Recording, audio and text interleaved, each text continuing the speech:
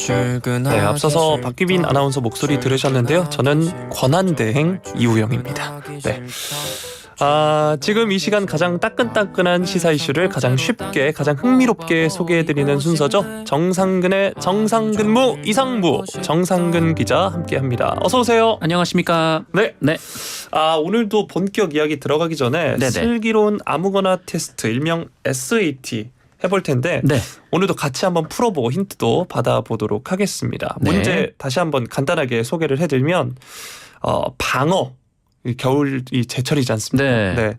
이 방어와 부시리의 외견 차이를 맞춰보는 건데요.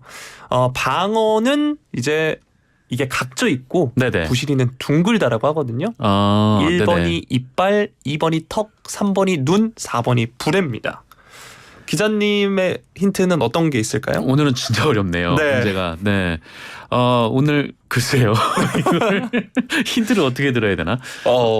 조금 그 내기가 나왔던 것 중엔 제일 아래쪽에 있는 것 같은 보기 중에. 네. 보기 중에는 제일 아래쪽에 있는 네. 그 부위 같은 그런 느낌이 좀 드네요.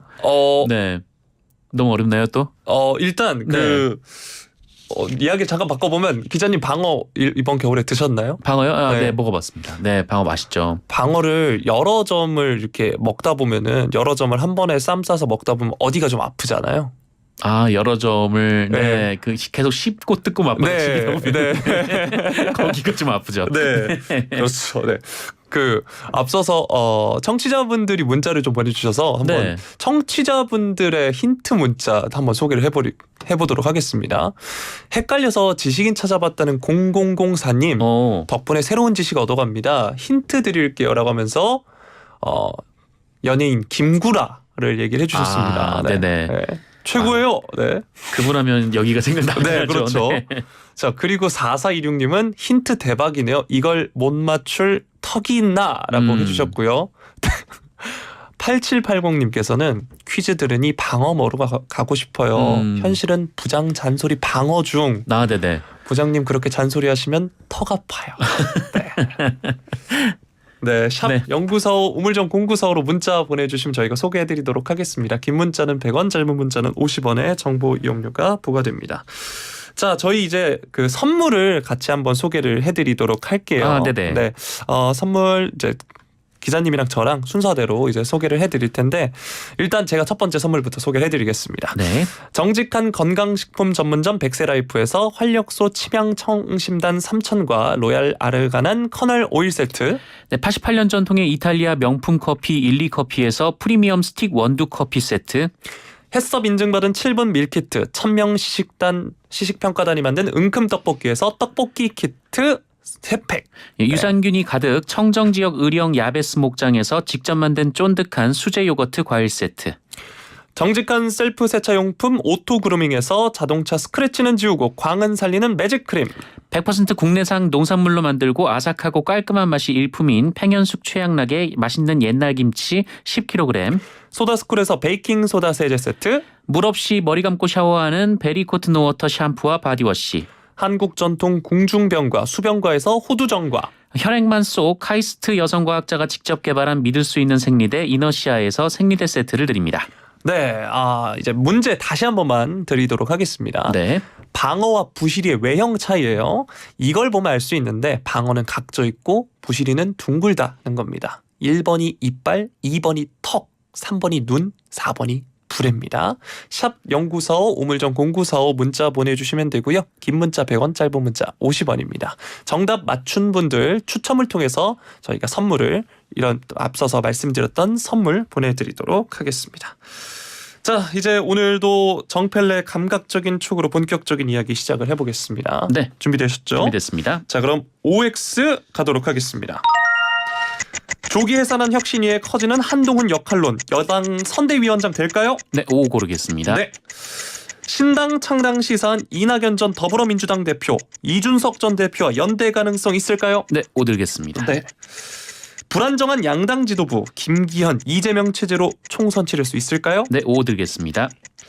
류호정의 선택, 금태섭과 류호정 과연 섞일 수 있을까요? 네, X 들겠습니다. 12월 불국회 예고 쌍특검은 통과될까요? 5 들겠습니다. 네. 그리고 윤석열 대통령 이재용 삼성 회장과 떡볶이 먹고 언급한 가덕도 신공항 추진. 부산 민심 달래질까요? 네, X 드리겠습니다. 네, 이렇게 OX 이야기를 해주셨습니다. 네. 자, 이제 순서대로 한번 살펴볼 텐데 네. 일단 조기 해산하게 된 국민의힘 혁신위 오늘로 공식 활동이 마무리가 되는 건데 네네. 일단 OX 답은 설명 듣기 전에 혁신위 활동 기자님 한 줄 평부터 해주시면. 어떤 분께서 이런 표현을 하시던데 그 표현이 저는 꽤 정확한 것 같아서 그냥 차용을 하겠습니다. 천둥은 치는데 비가 안 온다. 네. 아, 네. 그런 네. 얘기를 하시더라고요. 네, 아주 인상 깊은 한 줄 평이었습니다. 네. 자, 이렇게 혁신위가 빈손으로 끝이 나면서 한 장관 역할론이 더욱 부각되고 있습니다. 일각에서는 네네. 이제 여당 선대위원장 자리에 언급이 되고 있는데 앞서서 이제 O 얘기해 주셨거든요. 이유는 네. 뭘까요? 뭐 지금 현재로서는 국민의힘 내부에서 이 한동훈 장관이 가장 유력한 차기 대권 주자이기 때문인데요. 윤석열 대통령의 지지율이 좀 높지 않은 상황이기 때문에 윤석열 대통령의 얼굴로 또는 이제 국정 운영의 뒷받침을 내세우면서 후보들이 지지를 호소하기가 좀 어려운 상황이란 말이죠. 그렇다면은 좀 현재보다는 미래 권력을 좀 내세워서 총선을 치르는 전략이 좀 유리해 보이는데 김기현 대표가 그렇게 보이지는 않고요. 그렇다면 이제 한동훈 장관을 얼굴로 내세울 가능성이 높아 보입니다. 더욱이 한동훈 장관이 뭐 윤석열 대통령 측으로 이제 평가를 받고 있지 않습니까? 그래서 이 대통령실에서도 이제 부담이 없는 인선이 될 것으로 보입니다. 네, 이처럼 내년 총선 역할론이 거론이 되고 있는데 네. 최근 이 윤석열 대통령의 2기 내각에 포함될지 주목을 받았었고 이번 명단에 빠졌었잖아요. 네네. 네, 연말 연초로 예정된 원포인트 개각 대상에 포함될 수 있다는 전망도 나오는데 등판 타이밍 언제로 예상하시나요? 이 장관이나 공직자들의 이 총선 출마를 위한 공직자 사퇴 시한이 내년 1월 11일인가 그런데요. 아마 네. 그 기한에 최대한 맞출 것으로 예상이 되고 있습니다. 또 원포인트가 될 것으로 보이는데 다른 분들과 같이 하면 아무래도 시선이 좀 분산이 되지만 한동훈 장관만 교체가 되면은 시선이 한쪽으로 쏠리게 되겠죠. 근데 다만 이 한동훈 장관의 등판 시점은 첫 번째는 그 이준석 전 대표의 신당 창당이 좀 본격화된 시점 그리고 선거제도가 어느 정도 결론이 났을 시점이 될 것으로 보입니다. 지금 뭐 연동형이냐 뭐 병립형이냐 뭐 이런 논의가 오가고 있는데 어떤 식으로 선거를 치느냐에 따라서 한동훈 장관의 역할에 좀 큰 차이가 날 것으로 보이거든요. 그래서 이 두 가지가 좀 한동훈 장관의 등판에 좀 영향을 미칠 타이밍이 될 것으로 보입니다. 네. 이런 가운데 국민의힘이 내년 총선 판세를 자체 분석을 했습니다. 서울 49석 가운데 우세 지역이 6곳이다 이런 결과가 나오면서 당내 이러저러한 이야기가 나오는데 일단 네네. 국민의힘에선 이건 최악의 경우 시나리오다 해명을 했는데 네네. 사실 총선 승부처가 수도권이잖아요. 그렇습니다. 네. 네. 우려감이 나오고 있는 분위기인 것 같긴 합니다. 네, 뭐 아무래도 대통령의 지지율이 그렇게 높지 않고 또 수도권 여론이 좋지 않다라는 지적이 나온 지는 사실 꽤 됐거든요. 그래서 사실 이런 결과가 나왔다라는 거는 뭐 크게 놀랍지는 않고 그리고 사실 조사 시점과 또 문항이 좀 바뀌면은 수도권은 또 박빙인 지역이 많기 때문에 이 내용이 좀 달라질 수도 있거든요. 다만 제가 좀 관심을 가졌던 부분은 이 당 지도부에서 이 자료를 폐기할 예정이었는데 어떻게 언론에 보도가 됐을까 하는 점이었거든요. 그러니까 특히 이제 조선일보를 통해서 보도가 됐다는 점이 저는 좀 눈에 띄었는데, 네. 그러니까 혁신위가 뭐 사실상 철수된 이후에 뭐 당 지도부에 대한 뭐 당내 여론이 많이 안 좋은 상황이고, 특히 수도권 당협위원장 분들을 중심으로 당 지도부에 대한 비판이 좀 쏟아지는 시점에 이 당 지도부에 부담이 될 만한 보고서가 이 보수 성향 신문을 통해서 공개가 된 것이기 때문에 아마 연말 연초에 이 총선을 앞두고 국민의힘 내부에 좀 상당한 진통이 이어질 것이다. 좀 그렇게 추정할 수가 있습니다. 네, 당 지도부를 향한 비판 이야기해 주셨는데 이 김기현 대표 사퇴를 압박하는 목소리도 높아지고 있어요. 대표적으로 이 하태경 의원이 혁신위는 시간 벌기용 꼼수였다라면서 공개적으로 김기현 대표 사퇴를 촉구하기도 했다고 하던데요. 네, 맞습니다. 하태경 의원은 김기현 대표를 뭐 쇄신 대상 1순위라고 직접적으로 비판을 했고요. 뭐 뿐만 아니라 뭐 5선의 서병수 의원, 뭐 그리고 재선의 성일종 의원, 뭐 초선의 김미애 의원 좀 자기 희생이나 이제 책임지는 자세가 필요하다. 좀 이런 입장을 밝혔습니다. 네. 이 책임론을 두고 주류와 비주류 간 공방도 벌어졌는데 내부 총질이다. 주류 측에서는 이렇게 지적을 하고 있다고 하던데요. 네, 네. 뭐 언론 보도를 보니까 당 지도부의 어떤 분이 한 언론에 좀 사퇴 요구에 힘이 실리지 않을 것이다 이렇게 전망을 했더라고요. 뭐 역대 총선을 앞두고 뭐 늘상 뭐 당내에서는 벌어지는 분란이다 좀 이런 평가였던 것 같고요. 이 박대출 의원 같은 경우에는 뭐 합리적인 대안 없이 이 지도부를 흔드는 것은 이제 필패의 지름길이다 좀 이렇게 또 지도부를 엄호하기도 했습니다. 네. 국민의힘 지도부가 공관위 조기 출범의 속도를 내고 있다고 하는데 네. 당내 공천 분위기를 일찌감치 조성하게 되면 이 리더십 위기론 국면을 돌파할 수 있을까요? 글쎄요. 이 공관위가 구성이 된다면 뭐 더 큰 혼란이 나올 가능성이 있는데요. 뭐 사실 공천 윤곽이 나오게 되면 뭐 민주당이건 뭐 국민의힘이건 분란은 어차피 더 커지게 돼 있거든요. 네. 거기에 만약 이 공관위원장에 다시 친윤그룹 인사가 자리를 잡게 된다면 또 이제 영남 중진 또 불출마 뭐 험지 출마론 이런 얘기들이 나오면서 다시 또 당내 논란이 또 거세질 수가 있습니다. 그래서 뭐 공천 결과가 나오기 전부터 좀 상당한 혼란이 또 제기될 가능성이 높습니다. 네, 이 공관위원장 자리에 윤 대통령의 멘토 그룹을 중심으로 하마평에 거론되는 것도 이제 주목이 되고 있는데, 네네. 그래서 결국 관건은 윤심이냐 이런 이야기가 나오고 있는 것 같아요. 그렇죠. 네. 공천관리위원장은 지도부에서 임명을 하고 또 지도부도 친윤 그룹으로 채워져 있다라는 평가가 많기 때문에 공관위원장 자리에 뭐 비윤이나 반윤 인사가 좀 앉을 가능성은 좀 낮아 보입니다. 어차피 뭐 혁신위도 성공이 물 건너간 상황이기 때문에 반발이 있다면은 차라리 당을 좀 친윤 체제로 똘똘 뭉치게 하는 게 낫다. 좀 이런 판단을 내릴 수도 있다는 분석도 있습니다. 네. 자, 다음 민주당 상황도 짚어보겠습니다. 이낙연 전 더불어민주당 대표, 이준석 전 대표와 연대 가능성이 있을지에 대해서 이제 O를 해주셨거든요. 이유는 네. 뭘까요? 지금 상황에서 두 사람이 서로가 서로에게 굉장히 좀 필요한 존재가 될 가능성이 있다라고 봤거든요. 그러니까 이준석 전 대표는 이 본인이 정한 신당 창당 시한이 눈앞에 다가온 네. 시점인데 함께 당을 나오겠다고 선언한 사람이 아직 없는 상황이기 때문에 좀 뉴스의 중심에서도 좀 밀려나 있고 좀 그런 상황입니다. 만약에 그런데 이제 이낙연 전 대표라는 좀 중량감 있는 인사와 함께 있는 모습을 보인다면 그 이준석 전 대표로서는 굉장히 큰 힘을 받게 될 것 같고요.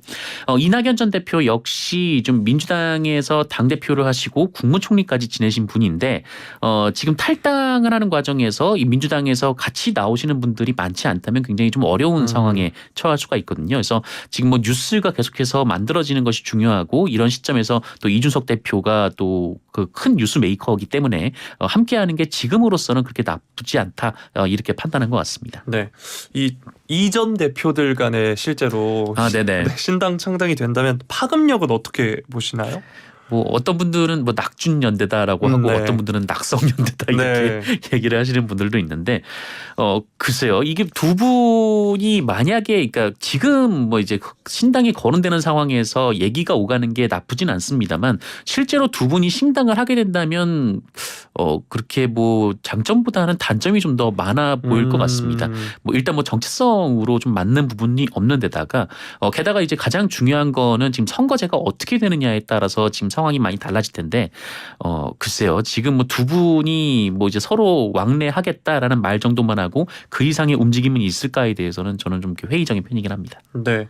이런 상황에서 이낙연 전 대표의 신당 창당 의도가 네. 총선을 앞두고 개파 수장으로서 측근들의 공천목 챙기기 아니냐 이런 목소리도 있다고 해요. 최근 민주당이 권리당원 권한을 늘리는 당원 개정안을 의결하면서 비명계에서 크게 반발하고 있잖아요. 네, 뭐 민주당 당원들을 대상으로 여론조사를 하면은 뭐 당 대표에 대한 신뢰도가 상당히 좀 높은 상황이다 보니까요. 그래서 당 대표에 대한 비토를 당원들이 잘 받아들이지 못하는 경향이 있습니다. 그래서 이렇게 당원이 개정되고 또 현역 의원 평가 하위 득점자에게 불이익이 더 가게 된다면 좀 비명계에 대한 그것이 곧 불이익이 될 것이다. 좀 이렇게 받아들이는 것 같습니다. 네, 청취자 질문이 들어와서 한번 소개를 해드리면. 네. 이낙연, 이준석 전 대표는 스펙트럼이 너무 넓은 거 아닌가요? 접점이 있어야 손을 잡을 텐데요 라고 해주셨습니다. 네, 이 참 당대표를 선정하는 것부터가 만약에 두 분이 손을 잡는다면 굉장히 어려운 일이 되겠죠. 네. 자, 한편 비명계 의원 모임 원칙과 상식 한 달여간 당의 변화를 촉구를 했는데 당내 큰 호응은 없는 것 같고요. 네네. 변화가 없으면 중대 결심을 하겠다고 예고하기도 했는데 이 중대 결심이 탈당일까요? 이것도 저는 선거제도에 따라 다르다라고 생각은 드는데 다만 저는 탈당하지 않을 것이라고 좀 보는 편이거든요. 네. 왜냐하면 탈당을 해서 지금 얻을 수 있는 이익이 좀 없어 보여서요. 그러니까 뭐 무소속으로 당선될 가능성이 이제 좀 쉽지가 않고 제3정당도 비슷한 상황이고 또 국민의힘 입당은 더욱 쉽지 않은 상황이어서 탈당을 하지는 않을 것 같다는 판단이 듭니다. 네. 이런 가운데 민주당의 이제 전략 공천을 책임지는 자리에 4선의 안규백 의원, 정세균계로 분류됐던 네네. 안규백 의원이 임명이 됐는데 비명계에서 이게 꼼수다 이런 평가가 나왔어요. 지도부는 이제 당 통합을 시도 중인 것 같은데 순탄치는 않아 보입니다. 비명계에서는 그 이재명 대표 그리고 조정식 사무총장의 교체를 지속적으로 요구를 해왔거든요. 그러니까 뭐 이 당 핵심 인사들에 대한 사퇴를 요구해왔기 때문에 이 요구가 받아들여지지 않는다면 뭐 누가 임명이 돼도 좀 반발이 거세지 않을까라는 생각이 듭니다. 네, 오늘 시간이 많이 없어서 네. 오늘 시작된 이제 국회 이야기로 한번 넘어가 보도록 하겠습니다. 그래서 네네. 5번째 불국회 예고 쌍특검 통과될까요?에서 기자님이 5를 이야기를 해주셨어요. 네, 뭐 네. 민주당이 압도적 의석을 가지고 있기 때문에 뭐 쌍특검 통과는 뭐 사실 기정사실화된 건 아닌가 좀 그런 생각이 드네요. 네. 네, 쌍특검이 어떤 건지도 소개를 해주시면 좋을 것 같습니다. 일단 그 50억 클럽 특검법이 네. 있고요. 그리고 이제 김건희 여사 특검법이 음. 있습니다. 네.